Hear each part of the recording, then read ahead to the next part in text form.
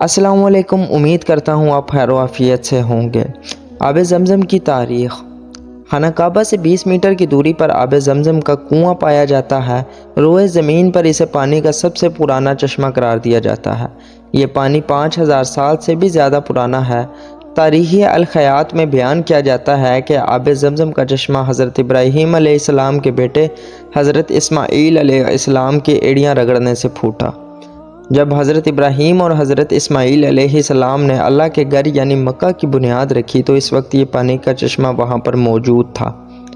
ज़मज़म का चश्मा इस वक्त फूटा जब हज़रत इब्राहीम अलैहिस्सलाम अल्लाह के हुक्म से अपनी बीवी और बेटे को मक्का मुकरमा की चट्टान वाले मैदान में छोड़ने का हुक्म दिया।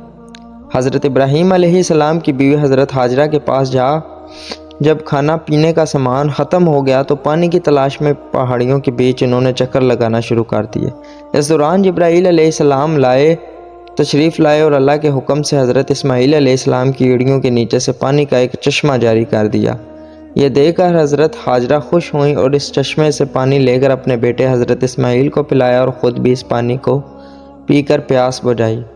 हदीस शरीफ में नबी करीम सल्लल्लाहु अलैहि वसल्लम फरमाते हैं कि अल्लाह ने हज़रत इब्राहीम अलैहिस्सलाम और इनके बेटे हज़रत इस्माईल अलैहिस्सलाम पर ऐसी रहमत नाजिल की है, अगर इनको चट्टानी जगह पर कुछ देर और छोड़ दिया जाता तो इनकी एड़ियों के नीचे से एक बहुत ही बड़ा चश्मा निकलता और वहाँ पर एक बहुत बड़ा दरिया बहने लगता।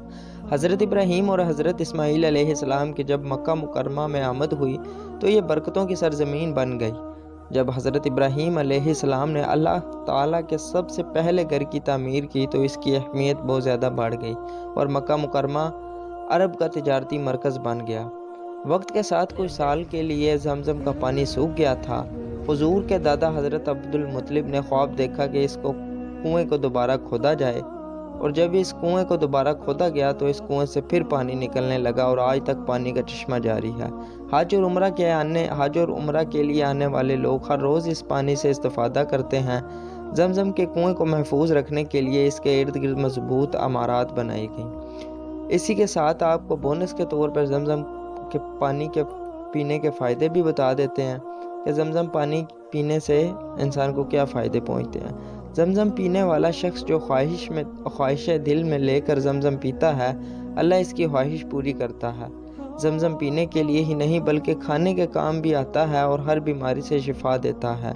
एक शख्स बहुत ज़्यादा कमज़ोर था, इसे एक शख्स ने कहा ज़मज़म पिया करो।